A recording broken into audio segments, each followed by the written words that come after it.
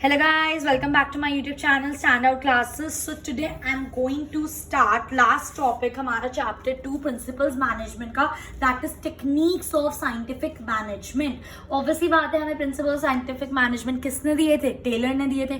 तो अब उन principles को follow करने के लिए टेलर ने ही हमको क्या दिए थी? Techniques of scientific management. तो अब हम इन टेक्निक्स को फटाफट से कर लेते हैं. ज़्यादा कुछ मुश्किल नहीं है, इंटरेस्टिंग है बट कॉन्सेप्चुअल है. जितना बेटर समझोगे उतना बेटर समझ आएगा. ठीक है, तो सबसे पहले हम स्टार्ट कर रहे हैं. जो फर्स्ट टेक्निक हमें टेलर ने दी है, दैट इज फंक्शनल फोरमैनशिप.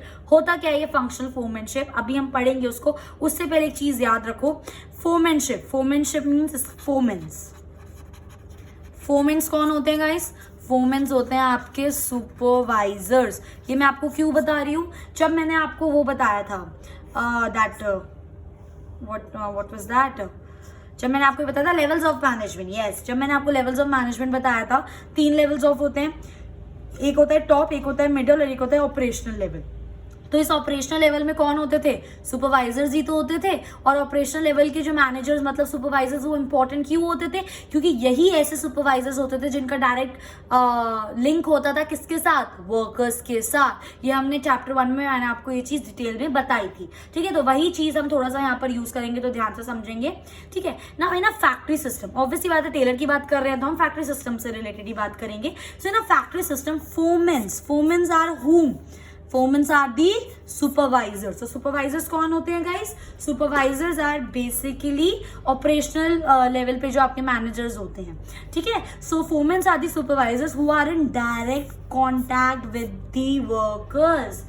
ठीक है, तो सबसे ज्यादा इंपॉर्टेंट, मैं ये नहीं बोल रही टॉप मैनेजर्स और मिडिल मैनेजर्स इंपॉर्टेंट नहीं होते, but at the same time supervisors जो आपके ऑपरेशनल मैनेजर्स होते हैं वो भी इक्वली इंपॉर्टेंट होते हैं, क्योंकि वही एक ऐसे मैनेजर होते हैं जो डायरेक्टली वर्कर्स के कॉन्टैक्ट में होते हैं. और एक्चुअल प्रोडक्शन कौन कर रहा है? वर्कर्स कर रहे हैं. तो बहुत ज्यादा इंपॉर्टेंट है देखना कि वर्कर्स क्या प्रोड्यूस कर रहे हैं, कैसे प्रोड्यूस कर रहे हैं, टाइम पर प्रोड्यूस कर रहे हैं, नहीं कर रहे हैं. तो वो सब चीजें कौन देंगे? सुपरवाइजर्स. दैट्स व्हाई सुपरवाइजर्स बहुत ज्यादा इंपॉर्टेंट होते हैं, because they are in direct contact with the workers. ठीक है ना.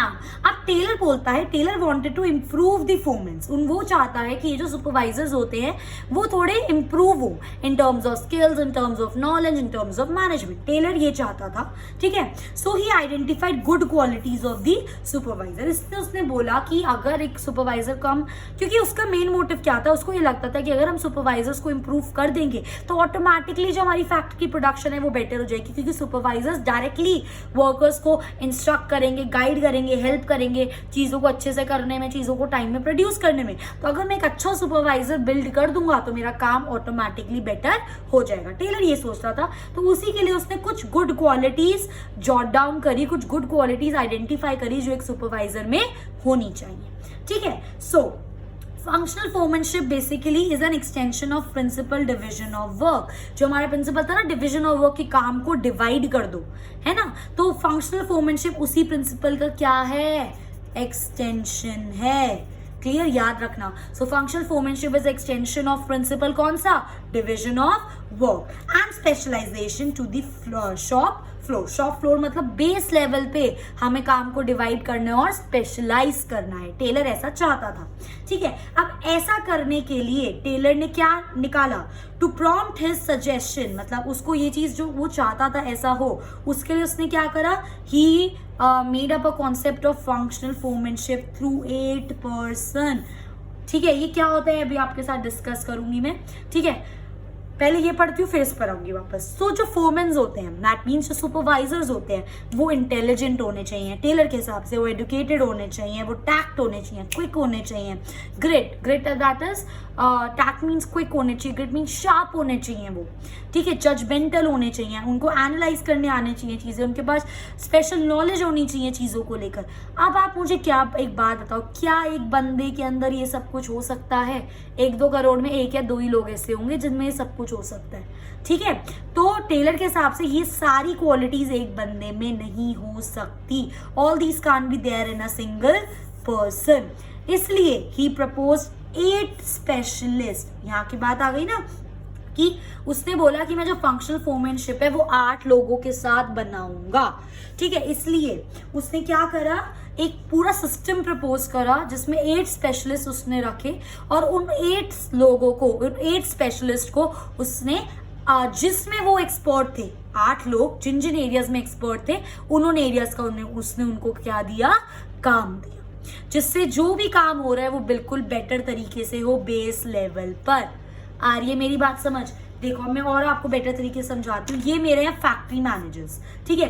अब फैक्ट्री मैनेजर्स के अंदर मेरे 2 टाइप के इंचार्ज हैं, एक है मेरे प्लानिंग इंचार्ज और एक है मेरे प्रोडक्शन इंचार्ज, और ये है एक्चुअली में मेरे वर्कर्स। अब आप मेरी बात बताओ, ये मेरे वर्कर्स हैं। अब वर्कर्स के डायरेक्ट कॉन्टैक्ट में ये 8 लोग हैं, ठीक है। दैट मीन्स ये क्या है, सारे सुपरवाइजर्स जो डायरेक्टली वर्कर्स के कॉन्टैक्ट में हैं। आ रही है मेरी बात समझ? ठीक है। अच्छा, प्लानिंग इंचार्ज के अंदर टेलर ने 4 रखे, that is instruction card clerk, second is your root clerk, third is your disciplinary clerk and fourth is your time and cost clerk. और प्रोडक्शन इंचार्ज के अंदर उसने रखे speed boss, gang boss, repair boss and inspector. Clear? तो ये उसने, पता है एक्चुअली ये सारी क्वालिटी उस एक बंदे में लगा कि नहीं पॉसिबल है, इसलिए उसने हर फील्ड के हिसाब से एक एक जने को रख लिया जो डायरेक्टली किसके कांटेक्ट में थे, वर्कर्स के कांटेक्ट में थे। अब इनका एक्चुअली भी काम क्या था, ध्यान से समझना। इंस्ट्रक्शन कार्ड क्लर्क का काम क्या था, to give instruction to the workers, ठीक है। ऑब्वियसली बात है, वर्कर्स को कैसे काम करना है उनको वैसा इंस्ट्रक्ट करना, उनको इंस्ट्रक्शन देना, ठीक है। रूट क्लर्क का काम क्या था, उनको रास्ता दिखाना कि अब एक्चुअली में जो प्रोडक्शन हम लोग कर रहे हैं, जो टारगेट हमें अचीव करना है, तो आप उसको फुलफिल कैसे करोगे। Clear? Time and cost clerk का काम क्या था कि जब प्रोडक्शन का प्रोसेस हो रहा है तो उसमें कितना टाइम लग रहा है और उसमें कितनी कॉस्ट लग रही है, उसका पूरा रिकॉर्ड मेंटेन करना। डिसिप्लिनरी इंचार्ज का काम क्या था, to maintain discipline in the organisation, check करना कि जो ऑर्गेनाइजेशन में डिसिप्लिन ढंग से मेंटेन है या नहीं है। डिसिप्लिन माने रूल्स एंड रेगुलेशंस फॉलो अच्छे से हो रहे हैं या फिर नहीं हो रहे। स्पीड बॉस का काम क्या था, ये चेक करना कि जो वो वर्कर्स काम कर रहे हैं वो उसको टाइमली, बिल्कुल टाइम पर कंप्लीट करे और एक्यूरेटली करे। ये नहीं कि टाइम पे करना है तो कुछ भी कर दे, एक्यूरेटली भी करना है और टाइम पे भी खत्म करना है। तो ये किसको देखना था, स्पीड बॉस को। नेक्स्ट आता है मेरा गैंग बॉस, ठीक है। गैंग बॉस का क्या था guys, basically 1 second, yeah, so keeping machines and tool ready for the operation of the work, ठीक है। क्योंकि ऑब्वियसली बात है, प्रोडक्शन का मशीन्स टूल्स का तो काम होगा ही होगा। प्रोडक्शन अगर हम लोगों को करनी है तो बिल्कुल वो ऑन टाइम रेडी रहे, वर्कर्स आए, काम करना स्टार्ट करे। वो सारा काम किसको देखना था, गैंग बॉस को देखना था। नेक्स्ट आता है आपका रिपेयर बॉस। कोई भी इसका काम क्या था, नाम से पता चला, रिपेयर बॉस, कि कोई मशीनरी में खराब हो जाती है या कोई भी दिक्कत हो जाती है किसी टूल्स वगैरह में, तो उनको अच्छे से रिपेयर करके रखना ताकि आपका जो प्रोडक्शन प्रोसेस है वो रुके नहीं। So keep proper conditions of the working. And last होता है हमारा इंस्पेक्टर, जो अच्छे से चेक करता है कि ये सारी चीजें अच्छे से हो रही है नहीं हो रही है, टाइम पे अच्छे से हो रहा है नहीं हो रहा, क्वालिटी ऑफ वर्क कैसी है। आई होप गाइस ये चीज क्लियर हो गई होगी। तो टेलर के अकॉर्डिंग ये सब एक बंदे के करना बहुत ज्यादा डिफिकल्ट काम था, बहुत ज्यादा डिफिकल्ट टास्क था, इसलिए उसने 8 जनों को चूज करा, 8 स्पेशलिस्ट को उसने रखा जो डायरेक्टली वर्कर्स के कॉन्टैक्ट में थे, इंश्योर करने के लिए कि जो आपका काम हो रहा है वर्क लेवल पे, बेस लेवल पे, वो एक सिस्टमैटिक तरीके से और अच्छे से हो रहा है या फिर नहीं हो रहा। तो this was functional foremanship. I hope ये चीज अच्छे से क्लियर हो गई होगी। सेकेंड टेक्निक जो हमें टेलर ने दी, that was standardisation and simplification of work. नाम से ही पता चल रहा है काम को आसान करना है, सिंप्लीफाई करना और स्टैंडर्डाइज करना है। यानी कि किसी दिन कुछ हो रहा है, किसी दिन कुछ हो रहा है, एक यूनिफॉर्मिटी रखनी है हम लोगों को। Clear? So Taylor was a supporter of standardisation. ये चीज तो हमने पहले भी पढ़ी थी, कि टेलर स्टैंडर्डाइजेशन को सपोर्ट करता है। टेलर तभी तो उसने रूल ऑफ थंब हटवाया था। रूल ऑफ थंब क्या कहता था हमारा, कि एक मैनेजर अपने अपने तरीके से डील कर रहे हैं सिचुएशन को, अल्टीमेटली कोई कंक्लूजन नहीं आ रहा है, तो इसलिए उसने क्या, फर्स्ट जो उसका प्रिंसिपल है, science not a rule of thumb, rule of thumb को हटाओ और एक सिस्टमैटिक, एक स्टैंडर्डाइज तरीका लाओ फैक्ट्री में काम करने का। तो वो स्टार्टिंग से ही वो किसका सपोर्टर था, स्टैंडर्डाइजेशन का। He was of the view that these standards can be build. उसको लगता था ये स्टैंडर्ड्स हम कैसे बिल्ड कर सकते हैं, टाइम स्टडी से, मोशन स्टडी से, फिटीक स्टडी से, मेथड स्टडी से। ये सारे स्टडीज अभी मैं आपको आगे पढ़ाने वाली हूँ। हूँ। इसके टेलर के हिसाब से हम इन चीज़ों को यूज़ करके हम एक ऑर्गेनाइजेशन में जो स्टैंडर्ड्स हैं उनको सेटअप कर सकते हैं। ठीक है, तो अभी थोड़ा सा हम इसको ही डिस्कस करेंगे कि स्टैंडर्डाइजेशन क्या होता है और सिंप्लीफिकेशन क्या होता है। स्टैंडर्डाइजेशन का मतलब होता है setting up of the standards या बेंचमार्क्स। ये तो आपको पता है, ये चीज़ मैंने आपके साथ अपनी लास्ट वीडियो में भी डिस्कस करी थी। एक होता है जब हम एक स्टैंडर्ड सेट कर लेते हैं और फिर हम एक्चुअली परफॉर्म करते हैं। ठीक है, अब मेरा एम फॉर एग्जाम्पल है कि मुझे 50% से अपनी प्रोडक्शन को इंक्रीज करना है, ये मेरा स्टैंडर्ड है। अब जब मेरी एक्चुअल परफॉर्मेंस मैंने मेजर करी तो मैं अपनी प्रोडक्शन से 30% से इंक्रीज कर पाई। समझ रहे मेरी बात? इंक्रीज मुझे किससे करनी थी? 50%, पर मैं कर कितने से पाई? सिर्फ 30% से। तो स्टैंडर्ड से हमें ये फायदा होता है कि जो हमने सेट करा है और जो हमने एक्चुअली परफॉर्म करा है हम उसको मेजर करें 50-30, फिर हम कमी देखें कि कहाँ रह गई, वो जो 20% का गैप है वो क्यों रह गया, क्या क्या ऐसे रीजंस थे, फिर उन पर काम करें और अगली बार और बेटर परफॉर्म करें। तो स्टैंडर्डाइजेशन का मतलब होता है एक स्टैंडर्ड, एक एम, एक बेंचमार्क को सेट करना। ठीक है, और स्टैंडर्डाइजेशन में अगर आप बहुत सारे टाइप ऑफ प्रोडक्ट्स प्रोड्यूस कर रहे हो तो आप वेराइटी ऑफ प्रोडक्ट्स को रिड्यूस कर सकते हो। Standard of excellence and quality in material, main काम क्या है स्टैंडर्डाइजेशन का कि हर एक यूनिट जो भी आपका प्रोड्यूस हो रहा है, ईच एंड एवरी यूनिट वो एक ही क्वालिटी का होना चाहिए। There should be no variations in the quality. Standard of performance man and machine, जो मैन मतलब जो वर्कफोर्स काम कर रही है और जो मशीन, उनकी भी जो परफॉर्मेंस है एक स्टैंडर्ड के अगेंस्ट मेजर होनी चाहिए। स्टैंडर्ड का मतलब समझ रहे हो कि जो भी चीज़ें आपकी परफॉर्मेंस हो रही है, मशीन हो, मैन हो, क्वालिटी हो, सब आपके पास एक स्टैंडर्ड सेट होना चाहिए जिसके आप उसको थ्रू मेजर कर सको कि एक्चुअली ये स्टैंडर्ड मीट कर रहे हो या नहीं कर रहे हो। ठीक है, एंड सिंप्लीफिकेशन में क्या आता है हमारा? सिंप्लीफिकेशन का मेन काम होता है कि भाई अगर एक ऑर्गेनाइजेशन 10 प्रोडक्ट प्रोड्यूस कर रही है, अब वो 10 प्रोडक्ट ढंग से प्रोड्यूस नहीं कर पा रही, तो 10 की बजाय तुम 5 करो, पर जितना कर रहे हो उसको अच्छे से करो। अपना काम हल्का कर दो पर जो कर रहे हो वो अच्छे से करो। That is simplification. ठीक है, सिंप्लीफिकेशन से क्या होता है? कॉस्ट कम होती है, लेबर, मशीन, टूल्स की भी हमारी जो कॉस्टिंग होती है वो कम हो जाती है। ठीक है, सिंप्लीफिकेशन का मतलब होता है जो आपकी वेराइटीज़ है उनको एक तरीके से कम करना, और स्टैंडर्डाइजेशन का मतलब होता है जो आपकी एग्जिस्टिंग वेराइटी है उनको हटा देना, उसकी जगह न्यू वेराइटीज़ को लेकर आना। इसमें जो एग्जिस्टिंग है उनको ही हम कम कर रहे हैं, इसमें हम न्यू को हटा रहे हैं और वो पुरानी को हटा रहे हैं और नई को लेके आ रहे हैं। Clear? That is standardisation simplification जो हमारे टेलर हमें बताना चाहते थे। अब किस बेस पे, किस स्टडीज के बेस पे हम ये चीज़ करेंगे, अब हम वही पढ़ने वाले हैं। सबसे पहले आती है हमारी मेथड स्टडी गाइस। नाम से ही हम लोगों को ये चीज़ पता चल रही है ना, मेथड स्टडी, कि कौन सा ऐसा बेस्ट मेथड है जो हमें फॉलो करना है प्रोडक्शन के लिए। So main objective is to find the best method.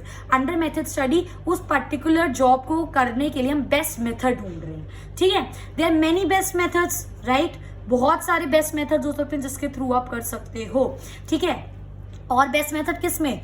अपना काम करने में। काम क्या कर रहे हैं हम? रॉ मटेरियल ला रहे हैं और फिर रॉ मटेरियल को प्रोसेस कर रहे हैं और फाइनल गुड्स को प्रोड्यूस कर रहे हैं। तो इस पूरे काम को करने के लिए बेस्ट तरीका कौन सा है जिससे हमारे कंज्यूमर्स तक बेटर क्वालिटी ऑफ गुड्स पहुंचे? तो वो डिसाइड करना किसका काम है? मेथड स्टडी के थ्रू हम वो चीज डिसाइड कर सकते हैं। और इसका मेन ऑब्जेक्टिव क्या होता है? To minimise the COP, that is cost of production, and quality को अच्छा करना और कंज्यूमर के सेटिस्फैक्शन को बढ़ाना। आई होप गाइस ये चीज क्लियर। वही मेथड चूज करेंगे जिस पर कॉस्ट ऑफ प्रोडक्शन कम होगी, क्वालिटी बेटर होगी और कस्टमर का सेटिस्फैक्शन भी इंक्रीज होगा। ठीक है, नेक्स्ट आती है मेरी मोशन स्टडी। नाम से पता चल रहा है motion study. Basically motion means what? Movement. ठीक है, motion means movement, so it refers to the movement. Movement मतलब कैसे भी मूवमेंट, लिफ्टिंग, किसी चीज को उठाना, किसी चीज को रखना, कोई एक जगह से दूसरी जगह पे अपनी पोजीशन चेंज कर रहा है, वो भी मतलब हल्की से मूवमेंट हो उसको स्टडी करना, उसको नोटिस करना, दैट इज मोशन स्टडी। हम ये क्यों करते हैं? हम ये क्यों स्टडी करते हैं? लोगों का मोशन हमें स्टडी करने की क्या जरूरत है? मेन एम है अननेसेसरी मूवमेंट को एलिमिनेट करना, टू एलिमिनेट अननेसेसरी मूवमेंट्स।